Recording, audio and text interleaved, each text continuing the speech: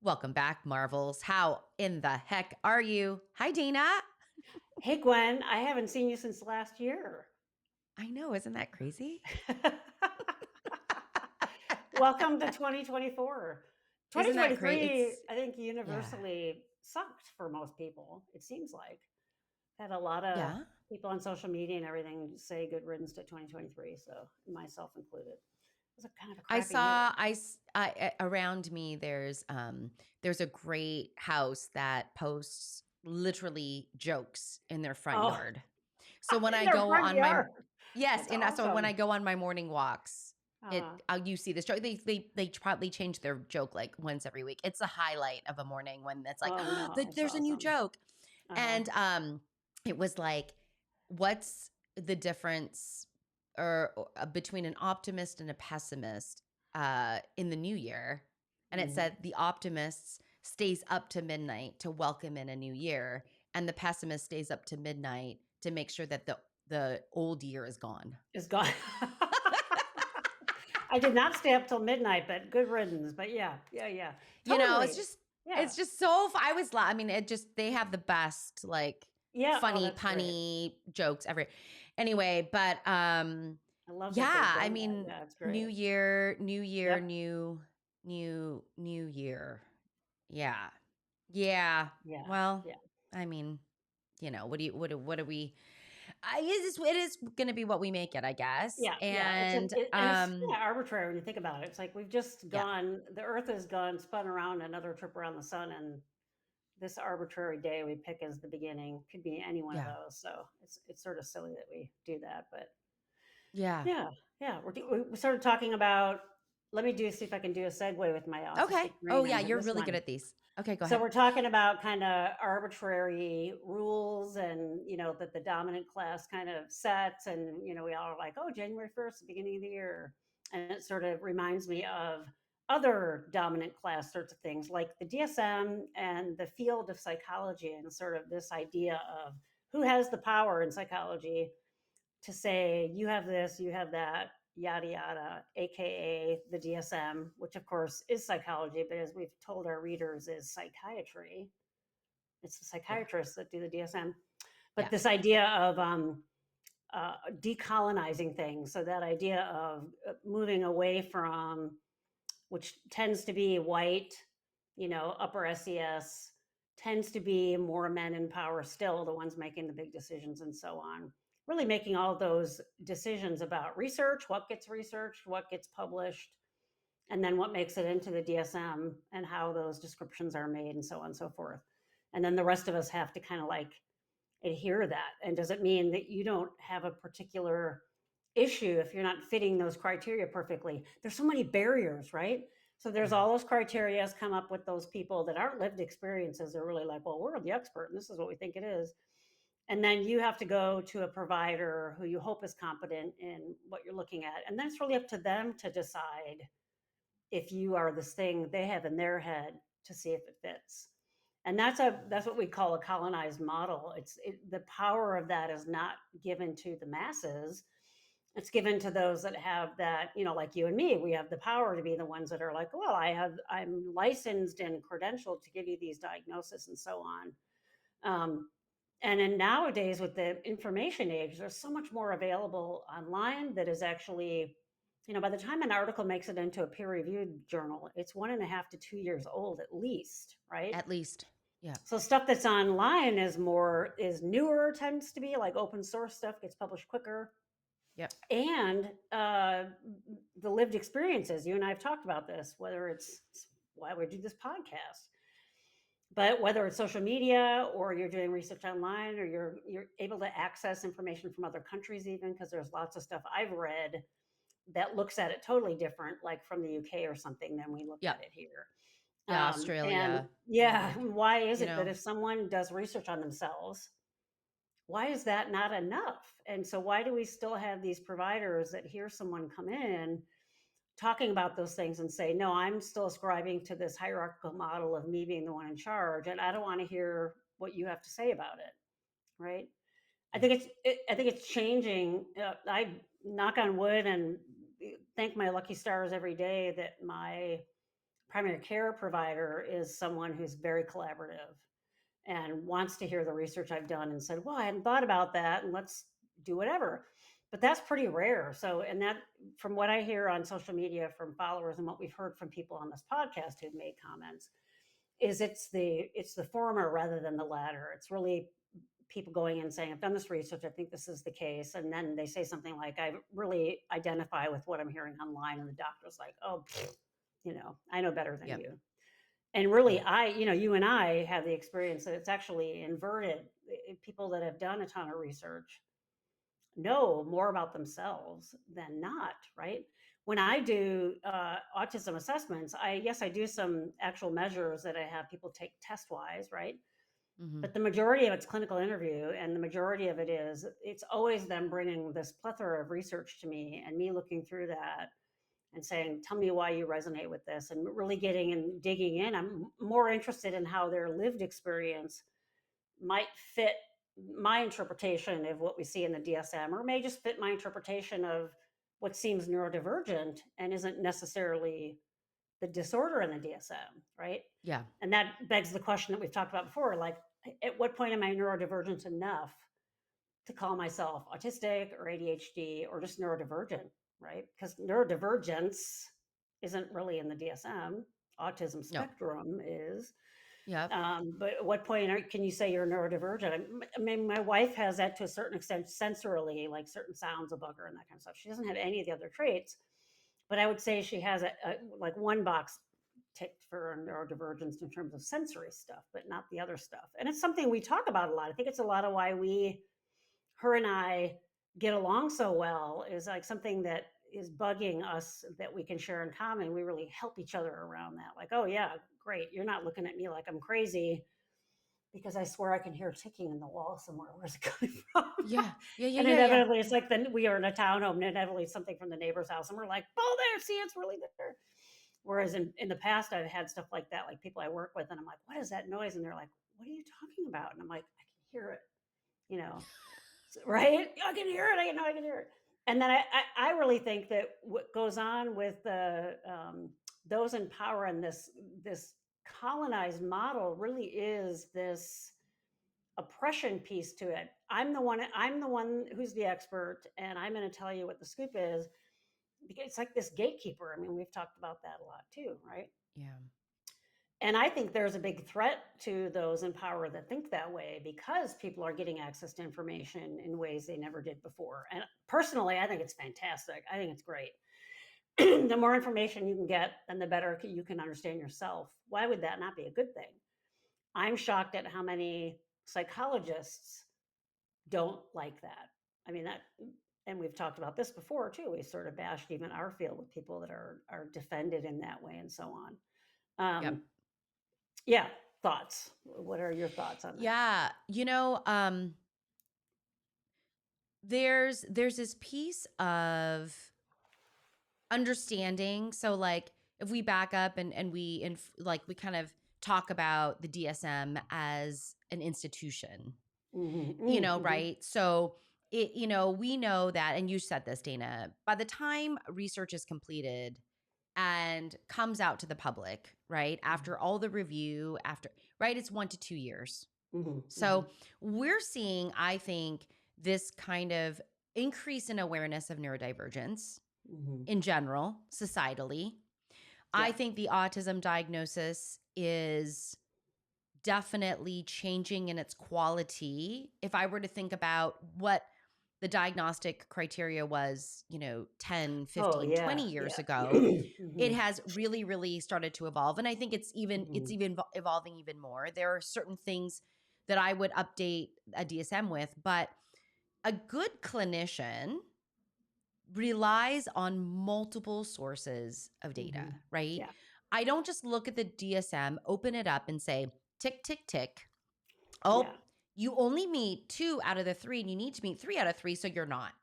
Yeah. And I think this is a very interesting piece, and that, when is a diagnosis a diagnosis? Like, when do we say as psychologists this is diagnosable?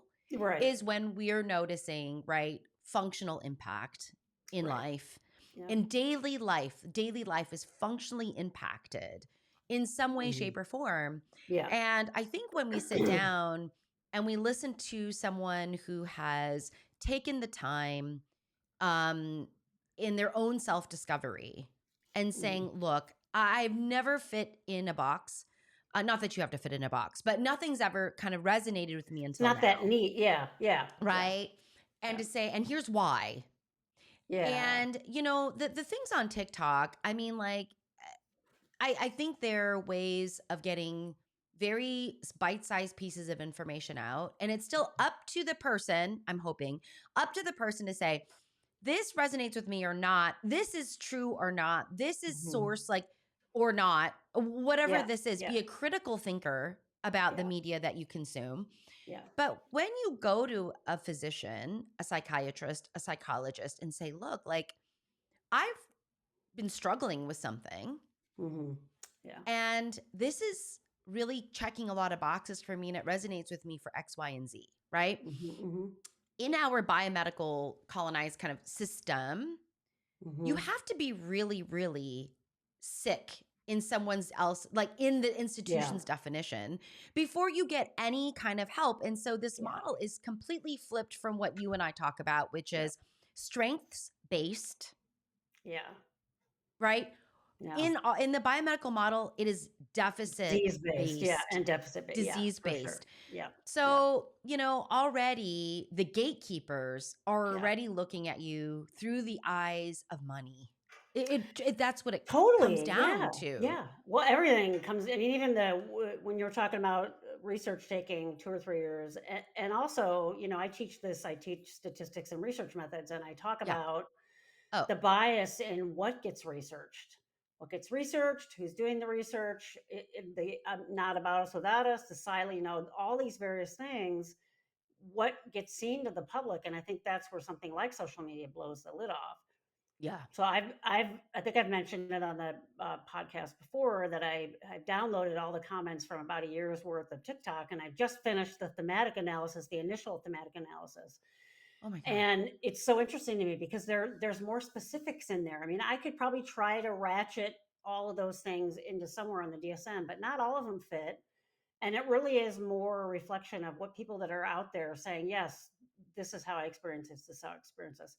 Yep. Um, that to me is more a true indicator than the people that are getting funded, to do research. And like, hey, look, I made that thing go like that. That's too funny. I have a How'd you client do whose that, Dana? phone does that. I must have done the thought now one. Oh, Wait, there it how'd goes. you? Oh, for those of you that are just in the audio sphere, Dana put up her thumb as a And thumbs it did up, the and then there emoji was a thumbs up. live Yeah. emoji. And so, of course, she and I, of course, we don't have ADHD. Haha. Yeah. Now we're like We shiny. now we're like, wait, I want to do it. Wait, You Dana. got to hold it up there for a bit. Go sideways so it really looks like the emoji. That way. Yeah. Oh, I wonder why mine's doing. Maybe it's my computer and not yours. Oh, that's so sad. Oh, that do we? Oh, Can we enter a trombone? Wah, yeah. wah. Wah, Can wah. I? Yeah. Can I do? No, I See, don't not have a. available to you, right? Why is it not available to you? It's sort of Right. yeah. This is. I This mean. idea we're talking about, like who Yeah. it's Yeah. so much about the spectacles that only and I think it took me a long time even to understand that as a psychologist. I'm like, I'm eating up all this information in grad school and even when I Mhm. first graduated about, oh, this is so interesting, blah blah blah. And this idea of there is information out there that's not just in research that's valuable. I mean, it's when I first started to learn about qualitative Yeah. research. It's like, and it's not just for entry level research. It really is getting that sense of what is out there that we're actually seeing versus what we can measure. And you're right, like in the medical field, I think I have the saying, let's do all these blood tests on you. We're looking for something that's wrong, right? Or Yeah. looking for something that has a pattern that fits something that's wrong, right? And sometimes it's useful to have that expertise. Years ago, when I was having a lot of issues before I knew I was autistic and having brain scans and lots of pain, and it ended up being more EDS stuff. But my neurologist said that you have some pieces in your brain scan that if we had other pieces to go with it, we could maybe give a really tentative diagnosis of MS. Knock on wood. Thank God, didn't end up being that. But he said sometimes we'll see things like that in people's brains that don't have MS, and sometimes we'll see it in people that do. But you don't have all the other things. And more importantly, I wouldn't treat you for it if we did. And that always stuck with me. I mean, I think a neurologist is a little bit more like we are, where they have to kind of be the sleuth slayers, and put a Yeah. lot of pieces together. And he said, unless I were treating you for it, there's no reason for me to diagnose you with it. So you don't have this disease that I would give the actual diagnosis for. But more importantly, he was saying in his expertise, it was more than just the criteria that he would probably check off of a medical list. He was just saying you don't really have the flavor there. I remember him saying, using those words. And at the time, I was kind of pissed, like, well, what the hell does that mean? But now I'm like, oh, he was using that sense that he had, that kind of spidey sense that, like you and I have around neurodivergent people, that he could just tell, right? And again, Mhm. that's a little bit of a rarity. A lot of doctors just want to say, yeah, if you don't meet these check boxes for the disease and I wouldn't do anything to you, there's no reason to give you that. And that really is what the DSM is like. So then what do we do with folks that don't meet the D part of neuro, they're neurodivergent, but don't meet the disorder part of it? I think you Yep. can still gain tremendous understanding about yourself, and the people you live with can gain a ton of understanding about you if they know that, even without the diagnosis, without the disorder part of it. And I think that's where the DSM really does a disservice. Can you be depressed and not have a diagnosable depression? Yes. Can you be anxious and not have a diagnosable anxiety? Yes. And I think the general public doesn't really realize that. They don't know that. And that's a thing, Yeah, right? I mean it's that gradient, and you brought up psychometrics because Hmm. I find it to be really interesting. It's like, what's significant, right? Yeah. Yeah. Oh, okay. So a p-value of 0.005 is significant. And for Yeah. those of you that I don't want to bore you, but And actually, 0.05 in psychology is pretty good. You don't even it's need two pretty zeros, you just need you don't even one. do right. But is it significant at 0.0499? Well, there you Then go. is Yeah. it significant at 0.045 or whatever that is? Like what what do we and we Dana and I both know that you can also tweak numbers to make them significant. You have a big enough n, you'll have enough Yeah. significance. If you Yeah. right, Yeah. which is why we do effect sizes and all of this funny Right. things, but there's Right. still Right. algorithmic statistical Mhm. manipulations, right? That you can, and then how do you then objectively um talk about one person's experience and say, "Oh, Yeah. your experience is diagnosable, your experience is not diagnosable." Whatever this, I think this Mhm. is why Mhm. this is so challenging. But the idea here, and I think what has always struck me is that the person who is struggling and marginalized Mhm. still holds the burden of advocacy. And Yeah. Yeah. this is the piece where I'm like, this is where support's needed, right? Yeah. Because they're usually tired and burnt out and self-doubt and like mired in self-doubt. And it's like, wow, sometimes having a person just be like, let me hear it. Yeah. Talk to me about it. Okay, let's think about it in this framework. Wow. In my experience as a psychologist with just specializing in neurodiversity, here's how I might think about this. That Mhm. could be organizing for a person. Yeah. And Yeah. ultimately that's our job as psychologists, is to help someone organize themselves so that they Right. know how to kind of be in the world Yeah. in a Yeah. more efficacious and I think That they're confident, even happier. dare I say, Yeah. way, Yeah. right? You bring up that idea of supports. It's so important. Yeah, because in our culture, you don't get those supports, like official supports, unless you have, like you said, enough disorder, and that's sort of Yeah. sad because it's that again. That goes back to that insight piece. You really learn about yourself, right?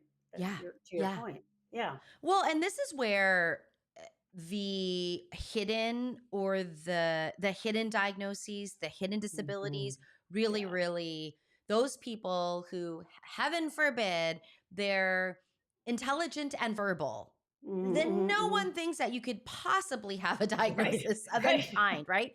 Yeah. Especially autism, Yeah. right? Yeah. Wait a minute, you're verbal and you're smart. Yeah.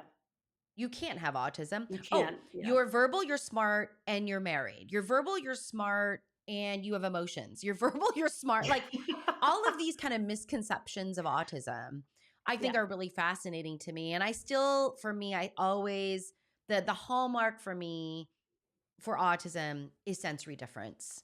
Yeah. Yeah. Sensory differences for me with, some other pieces, the way in which someone thinks Yeah. is Yeah. That's the other, I was those, going to say, the other big one is the yeah, internal. the way in which someone thinks and sensory pieces, those two for me are more diagnostic than Yes. Yeah. language development and Yeah. social problems because a lot of my Oh, yeah. autistics, they don't have social problems when they're with people who totally That's right. get them and they're sharing the same interests. And Exactly. so Yeah. Yeah.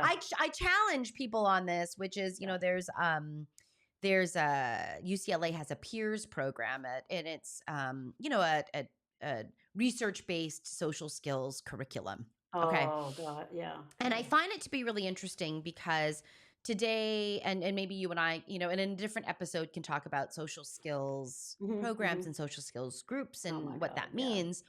But I challenge people who recommend those, and I say, when they're with when your child, your person that you're thinking about recommending this for, Hmm. is with people that get them Yeah. and that where they share the same interests, do you believe that they have a social skills problem?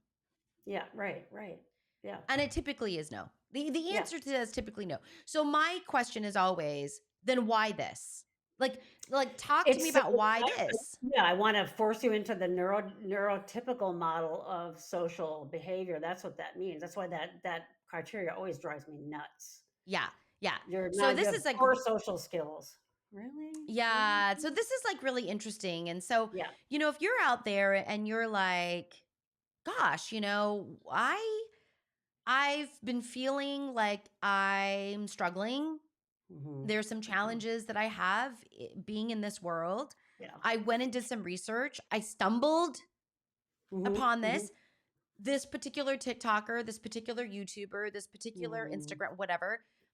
Their content really resonates with me. Yeah. Yeah. And then it's like I would challenge you to say why, like put Yep. that on paper Yep. and start having those conversations, and at least at least have a clinician in your life or a physician in your life, or that is as a willing collaborator Right. in Yeah. understanding yourself. Yeah. That's what Yeah. I would say. I mean, if you go to Yeah. someone and you say, if I bring you some of this information that I've really done my due diligence with, Yeah. Yeah. what do you do with that information? I think that's great advice because I have so many people ask, how do I find a treatment provider who will listen to what I have to say? Like, I think I might be autistic. Hmm. And Hmm. maybe prefacing that instead of coming out and saying, I think I might be autistic, saying, I would love to work collaboratively. I've done a lot of research on some things. Are you open to having a conversation with me about it? And if they say, no, or they say, oh yeah, and then you sort of wade into it and they balk, find somebody else. But it's really, and go younger. I find the younger physicians are, the more collaborative they are. And if they belong to minority groups, the more collaborative they tend to be. I think it's just a function of having gone through being marginalized themselves. And that sense of that understanding makes so much sense. I was thinking as you were talking a few minutes ago about, even if you don't like fit these perfect criteria of the DSM, having that frame is so important. I have a client I'm working with now who uh, was out and about and felt tired and thought maybe it was they hadn't gotten enough sleep or something like that. Realized when they got home as a result of the work we're doing that it was probably just a lot of sensory input and they Hmm. needed just to have like some quiet time. So they took like a half an hour nap with the sound machine on, didn't actually fall asleep, but then finished that and then felt refreshed. And this person has had issues with sleeping too much and being super tired during the day and stuff like that. And now they're actually starting to question their hypersomnia diagnosis as it has this all been sensory overload and that my body is just like, you need to shut down because I'm done. Yeah. Those kinds of things excite me because that's not just that person learning about sort of where their edges are, but how they intervene with it is totally different, Do Yeah. I need more medication to keep me awake, or do I need some downtime to let my nervous system reset? It's so important to know the right thing, right? So important. I love that. As you're talking I mean, Dana, you and I could I mean, there are so many pieces that we can Mm-hmm. maybe Mm-hmm. pick up in a different episode, but ultimately, and if you've been a Marvel with us for a while, I think you know what Dana and I's shtick is, which Mm. is surround yourself with people who allow you to know who you truly are, Yeah. and then do what you need to do to take care of yourself. Like Yes. Yeah.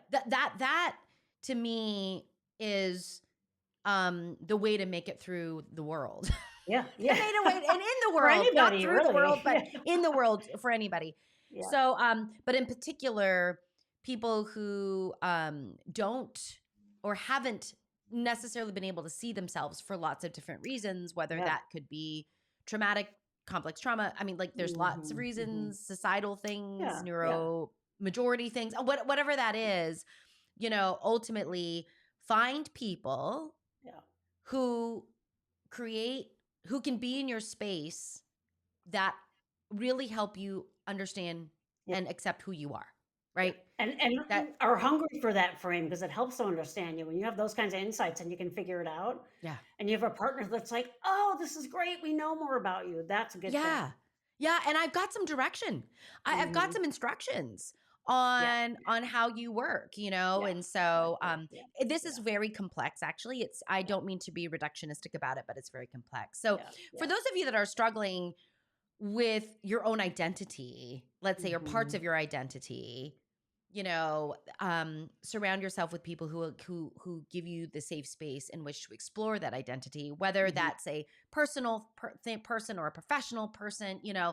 In those, you got to have some of those spaces in your life. And Yeah. maybe not every space, but you got to have some. Yeah. Have some. Some Yeah. Exactly. gotta have one. You know what I mean? Exactly. Yeah. Yeah. Yeah. Um, all right, Marvels. Thank you for being with us. I mean, Dana and I are really, I think, Dana, we've gone for a year, Yeah. Almost a year. Yeah. It's almost a crazy. year. Yeah. So, thank you, Marvels, for those of you that are here and continue to be here and Yeah. allowing Dana and I have this space. Anyway, And we I will. know they're gonna. Yeah, I know they're gonna ask the neurodivergent people are gonna be. This is yeah. gonna drive them crazy. I had thumb surgery and I'm Oh, fine. yeah. So I'm like, they saw that and they're gonna be like, "What's going on?" So I just want to let them know I'm good Yes, to go.